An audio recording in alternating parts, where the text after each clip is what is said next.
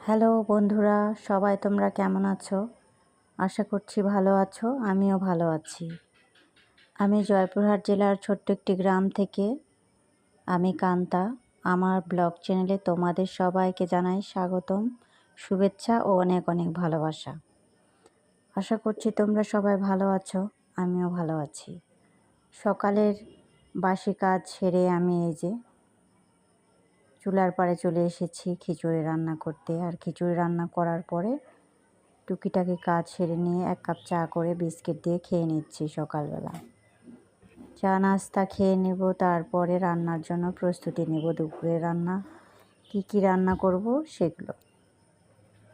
এই যে আমি চা খেয়ে শেষ আমার স্বামীকে খিচুড়ি দিলাম খেতে। সে খিচুড়ি খেয়ে নিচ্ছে অনেক মজা করে। খিচুড়ি নাকি অনেক মজা হয়েছে। এরপর আমি তরকারি কুটতে বসে গেছি।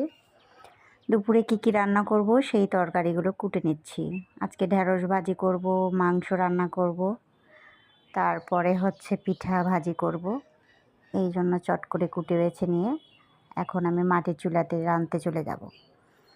মাটির চুলার পাড়ে সব কিছু রেডি করে নিয়ে এসে যে রান্না শুরু করে দিছি। রান্না আমার অটোমেটিক অর্ধেক হয়ে গেছে, বেশি কিছু দেখালাম না আগে,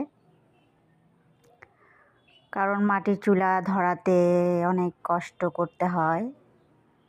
চুলা ধরাতে, রান্না করতে অনেক কষ্ট করতে হয়। এগুলো ভাজি করে নিলাম। এবার আমি ঢেঁড়স ভাজি, মাংস তরকারি রান্না করে নিচ্ছি। ভাত আমার হয়ে গেছে। এই যে রান্না শেষে এখন আমরা সবাই খেতে বসে যাব গোসল করে এসে, তাই রেডি করে নিছি। আর এই পিঠা দিয়ে আমি মাংস রান্না করছি, তাই খাবো মাংস তরকারি দিয়ে। পিঠাটা আমার মাংস তরকারি দিয়ে অনেক ভালো লাগে, মিষ্টি ঝাল মিক্সচার। আপনাদের কেমন লাগে জানি না, সবাই কমেন্টে জানাবেন। আমার চ্যানেলটি ভালো লাগলে সবাই সাবস্ক্রাইব করবেন এবং লাইক দিবেন আশা করছি।